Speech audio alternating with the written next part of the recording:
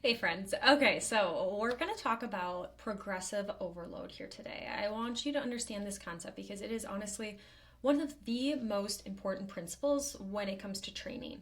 If you've ever wondered, how to keep making progress in the gym without just kind of spinning your wheels or hitting a wall, this is it. Progressive overload is the key. So, progressive overload, what is it actually?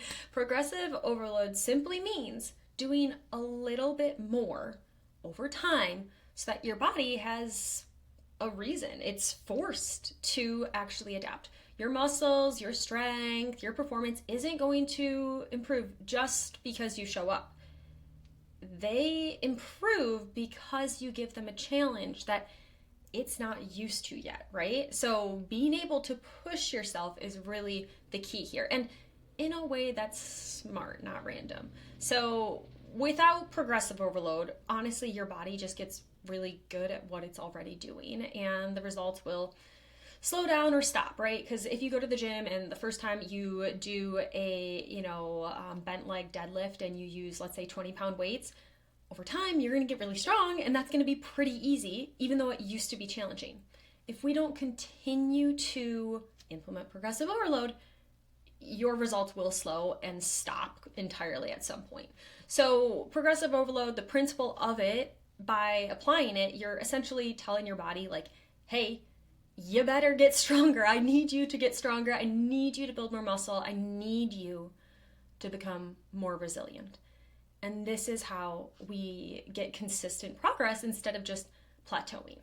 So that's kind of what it is. Now, how do you actually implement it?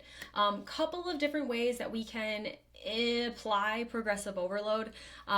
There's multiple different methods. Essentially, let's start with the easiest ones. So everyone thinks about adding weight, right? Adding weight is absolutely a form of progressive overload. This is one, though, it doesn't have to be like, 10 pounds more. I mean, even the small increments, they add up. So even if you're just adding, 2 pounds or 5 pounds, that makes a difference. On some exercises, let's say, like the leg press, right? You're obviously going to put bigger weights, more weight on something like that, and you'll be able to push those weights. So bigger jumps make sense there. But for things like, let's say, lateral raises or front raises, anything involving the, lateral or front delts, they're going to be lighter weights. And that's where, again, even 2 pounds is great. But there's also things like this called fractional plates, where these can clip onto dumbbells, these can clip onto a barbell, they can clip onto a cable stack. And what these are is they're small weight plates that allow us to progress at smaller increments. So these ones are my favorites. They're 1.25 pounds. So if you can't make the jump to that next weight, something like this allows us to bridge that gap in a way that still allows us to add a little bit of weight, right? If we can, lateral raise the 10s pretty easily, but the 15s, they're just not happening, or even the 12.5s, maybe they're not happening yet. Voila, we have an 11.25. So weight is definitely one way that we can implement progressive overload. Now, it's not the only way. We can also add reps. So for example, let's say last week you did 3 sets of 8 reps. Maybe this week we try for 9 across all of the sets, or maybe just even 1 set. If we add a little bit of a rep here and there, again, that adds up. It doesn't have to be massive jumps, just small jumps. Now, speaking of sets, that is another way that we can implement progressive overload, doing more. So maybe last week we did the 3 sets by 8. Maybe this week we add a 4th set. That would be a method of progressive overload. One more form of progressive overload that I will say kind of falls into the basic structure here: improved execution.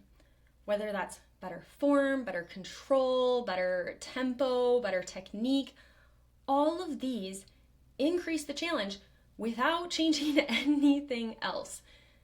The key to remember here, though, is that you don't need to do all of these all at once. You don't need to push everything up at once.